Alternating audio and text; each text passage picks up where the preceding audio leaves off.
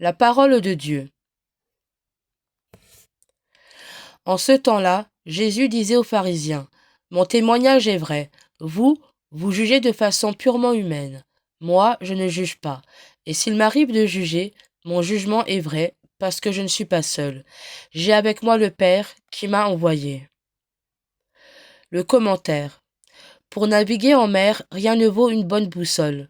Une boussole qui dit la vérité. Autrement, le cap est perdu et nous avec. Le Christ garde toujours avec lui une précieuse boussole. J'ai avec moi le Père. Il ne peut se perdre. Au cours de sa passion, qui se profile et qu'il sent venir, son désir de faire toujours la volonté de son Père sera sa boussole qui lui fera maintenir le bon cap et le gardera dans la vérité. Il nous faut apprendre de Jésus sa capacité à se référer toujours à la volonté de son Père, surtout lorsque la mer se déchaîne. Saint Jean-Baptiste de la Salle, que nous fêtons aujourd'hui, le disait ainsi.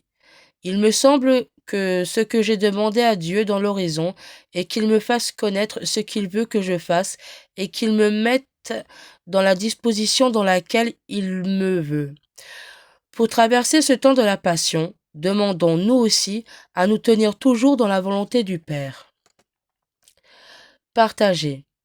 Il faut être Dieu pour pouvoir affirmer « je ne juge personne ». Il préfère aimer, sauver et ressusciter plutôt que de juger. Pour nous, la grâce de l'indifférence consiste sûrement à nous détacher des éloges des hommes à notre égard tout autant que de leur jugement.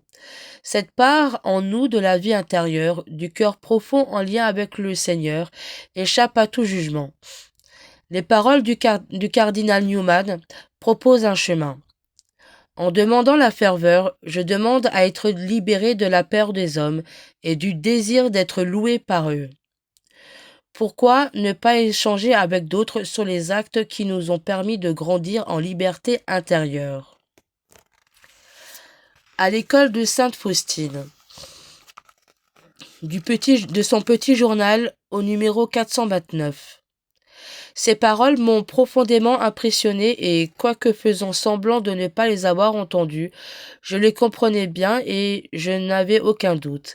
Un autre jour, fatigué de ce combat entre mon amour pour Dieu et mon refus conditionnel, à cause de mon incapacité à accomplir cette œuvre, je voulus quitter la chapelle, mais une singulière puissance m'en empêcha. Je me sentais impuissante et j'entendis soudain ces paroles. « Tu veux sortir de la chapelle, mais tu ne t'éloigneras pas de moi, car je suis partout. Par toi-même, tu ne feras rien, mais avec moi, tu peux tout. » Résolution.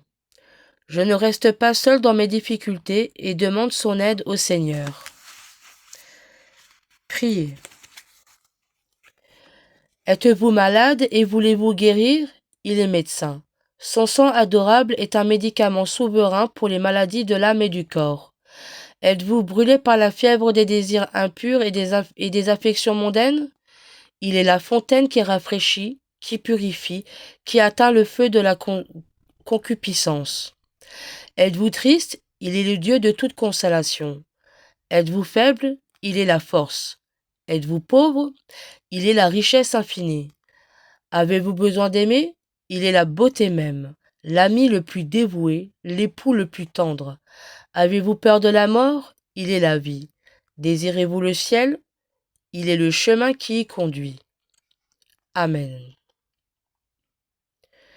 Tout homme qui me suit ne marche pas dans les ténèbres, il aura la lumière de la vie.